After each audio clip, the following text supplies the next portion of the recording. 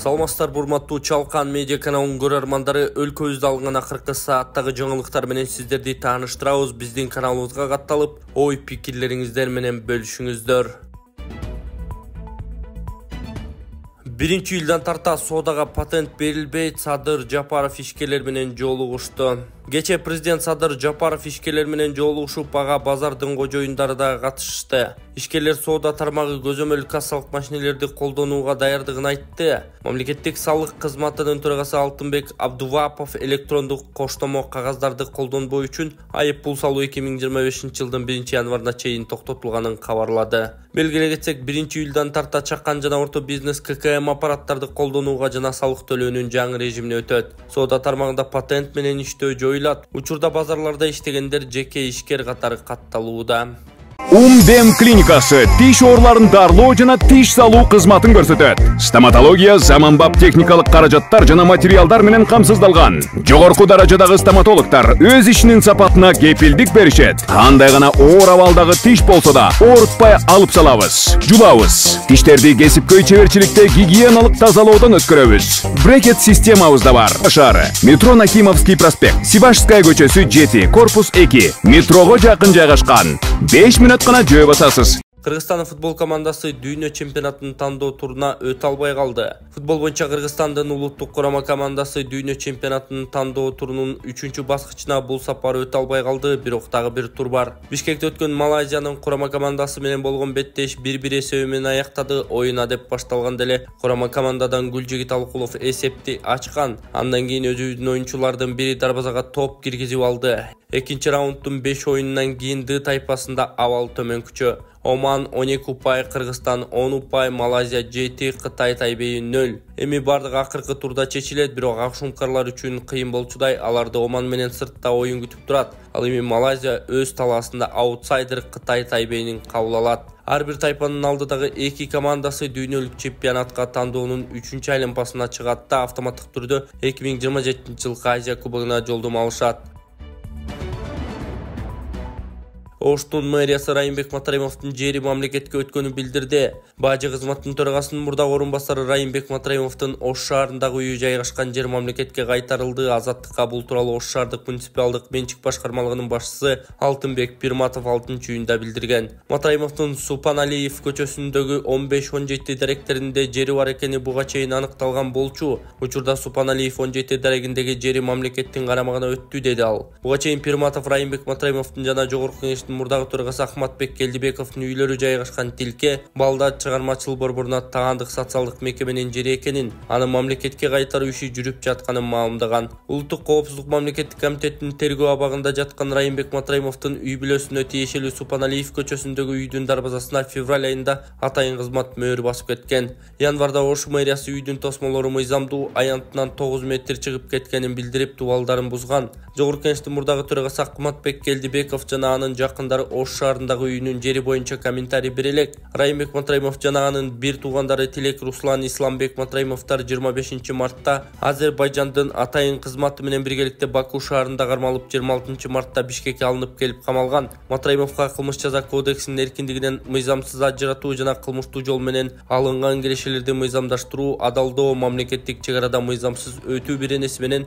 кылмыш иши козголгон. 2021-жылы УКМК Райымбек Матраимовду коррупцияга айыптап иш козгоп, ал 2016-жылдын башында бажыдагы башка аткамнелер менен көбүскө коррупциялык схема түзгөнүн билдирген. Сот аны күнөөлүү деп таап 260 000 сом айып пул чегерген. Ал күнөөсүн мойнуна алып мамлекетке 2 миллиард сом төгүп берген. УКМКнын төрагасы Камчыбек Ташиев 2023-жылы 2-ноябрда Райымбек Матраимов менен Камчы Көлбаевди Кыргызстанда мафия түзгөн деп айыптаган. Кыргызстанда Крим чөйрөнүн ана башы аталган Камчыбек Көлбаев былтыр 4-октябрда Бишкекте УКМКнын атайын операциясында өлтүрүлгөн.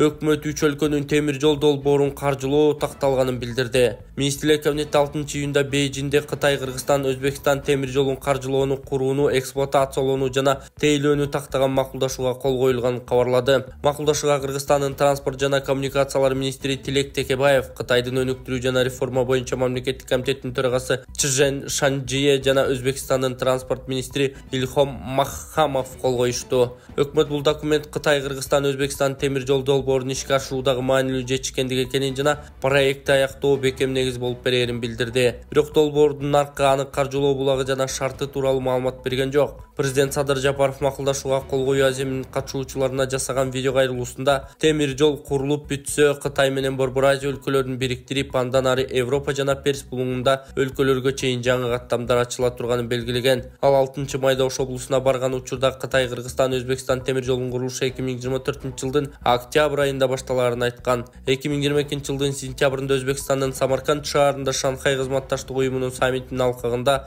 Кыргызстандын президенти Садыр Жапаров, Кытайдын лидери Си Цзиньпин жана Өзбекстандын президенти Шавкат Мирзиёевдин жолугушуусунда утурлай Кытай, Кыргызстан, Өзбекстан темир жолунун долбоору боюнча кызматташууга кол коюлган. Макулдашууга ылайык жол тилкеси Кыргызстандын аймагындагы Тооргарт, Арпа, Макмал, Жалал-Абад багыты аркылуу өтүүгө тийиш жана бул темир жолдун жалпы узундугу 280 чакырымды түзөрү айтылган. Кытай, Кыргызстан, Өзбекстан темир жолунун Кыргыз жергеси аркылуу өтчү линиясынын баштапкы баасы 5 миллиард доллардын тегерегинде деп бааланган. Багыттардын өзгөрүшүнө жана курулуш иштеринин аткарылышына байланыштуу суммалар алымча кошумча болушу мүмкүн.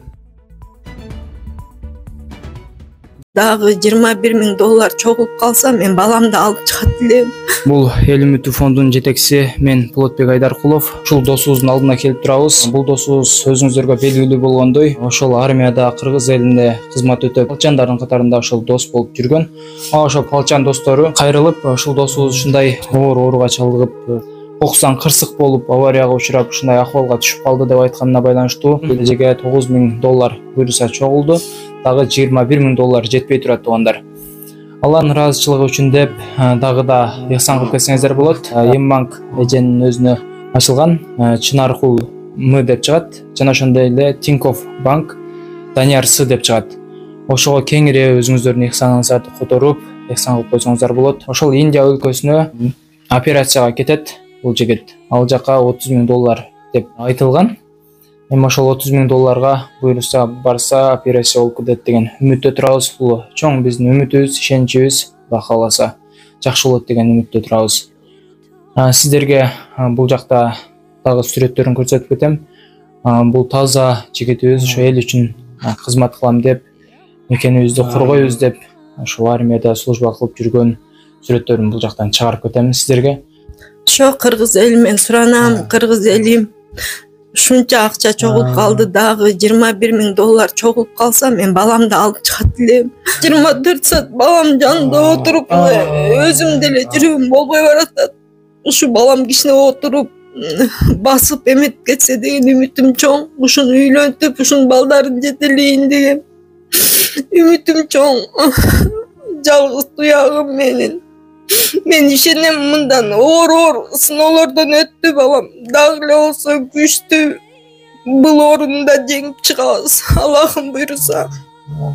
Депутат Арсланбек Малиев Бишкекте метро курууну сунуштады. Депутат Арсланбек Малиев 6-июндагы Жогорку Кеңештин жыйынында Бишкектеги жол тыгын маселесин чечүү үчүн метро курууну сунуштады. Эл өкүлү кечээ парламентте шаарга метро куруу жолун тапса болоорун, ал үчүн сырттан инвестор табуу керектигин айтат. Аларга 15-20 жылга өткөрүп, андан соң Кыргызстан өзүнө алса болот деп эсептейт. Мэрия каладагы тыгын маселесин жоюунун жолдорун издеп келет. Буга чейин Чыңгыз Айтматов проспектиси менен Жибек жолунан Түштүк магистралга чейин асма жол курулары айтылган, ага чейин монорельс куруу да сунушталган эле. Шакиев Азербайжандын президенти Илхам Алиев менен жолугушту. 6-июнда Жогорку Кеңештин төрагасы Нурланбек Шакиев Азербайжандын президенти Илхам Алиев менен жолукту. Жолугушууда эки өлкө ортосундагы саясий, экономикалык, маданий, гуманитардык алакаларды арттыруу маселелери талкууланып, парламенттер аралык кызматташтыкты кеңейтүү тууралуу да сөз болду. Алгач төрага Нурланбек Шакиев ушул жылдын апрель айындагы президент Жапаровдун Азербайжанга жасаган мамлекеттик сапары эки өлкө ортосундагы байланыштардын жаңы барагын ачып, стратегиялык өнөктөштүктүн пайдалуу түптөлгөнүн белгиледи. Муну менен катар жетишилген келишимдерди ийгиликтүү ишке ашырууда парламенттер аралык диалогдун да мааниси чоң экенин айткан төрага, Жогорку Кеңеш менен Милли Мejlистин ортосунда калыптанган кызматташтыкты өнүктүрүп, тармактык комитеттердин жана депутаттык достук топторунун алкагында да биргелешип иш алып баруубуз керек деди ал. Андан тышкары соода, экономикалык жана инвестициялык кызматташтык тууралуу да сөз кылган Нурланбек Шакиев Кыргыз Азербайжан өнүктүрүү фондунун ишмердүүлүгүнө токтолду. Бизде мүмкүнчүлүктөр өтө көп, айрыкча эки өлкө ортосундагы соода жүгүртүүнүн көлөмүн көбөйтүп, биргелешкен инвестициялык долбоорлорду ишке ашыруубуз кажет деген төрага. рейтингтик мелдеш Жумашбек уулу атаандашын тушеге басып финалга чыкты. Кыргызстандык эркин күрөш боюнча балбан Тайырбек Жумашбек уулу Венгриядагы рейтингдик мелдештин финалына чыкты. 61 кг салмакта күрөшүп жаткан Жумашбек уулу таймашты 1-8 финалдан баштап ал биринчи жана экинчи беттештеринде атаандаштарын 13-0, 12-1 эсебинде утуп жарым финалга чыкты. Ал эми жарым финалда америкалык Аарон Гарретти тушеге басып финалга чыккан. Алтын үчүн кармашта армениялык балбан Арсен Арутянан менен күрөшөт. Ысык көлдөгү Лазурный берег пансионатында жээкке жакын салынган кафе менен спортзал буздурулду. Чоктал айылындагы Лазурный берег пансионатынын кожоюну көлдүн жээгинен 100 метрлик аралыктагы мыйзамсыз курулуштардын өз эсебинен буздурууда. Архитектура, курулуш жана турак жай коммуналдык чарба мамлекеттик агенттигинен билдиришкендей, буга чейин Ысык көл региондук мамлекеттик архитектура курулуш контролдоо башкармалыгы тарабынан демонтаждоодо билдирүү берген. Натыйжада көл жээгинен 100 аралыкта курулган кафе жана спортзал буздурулууда. Өкмөт башчысы Жапаров жаңы баш прокурорду жааматына тааныштырды. Жаңы башкы прокурорду көзөмөлдөөчү органдын эмгек жааматына министрлер кабинетинин төрагасы Акылбек Жапаров тааныштырды. Ал президенттин жана жогорку кеңештин депутаттарынын Максат Асаналиевдин укук коргоо органдарындагы басып өткөн эмгек жолун, кесипкөйлүүлүгүн, анын ичинде прокуратура системасындагы көп жылдык тажрыйбасын жана ишиндеги жетишкендиктерин эске алып, аны дайындоо менен республиканын башкы көзөмөл ведомствонун мыйзамдуулукту камсыз кылуудагы ишин мындан ары да күчөтүлөт деген ишенимдерин билдирген. Өз кезегинде Максат Асаналиев ага ишеним көрсөтүлүп жаткандыгы үчүн президентке, жогорку кеңешке жана президенттин администрациясынын башчысына ыраазычылыгын айтып, мыйзамдын үстөмдүгүн, инсандын, коомдун жана мамлекеттик мыйзам менен корголуучу кызыкчылыктарын камсыз кылуу милдеттерин аткарууга бардык аракетин жумшаарын билдирди.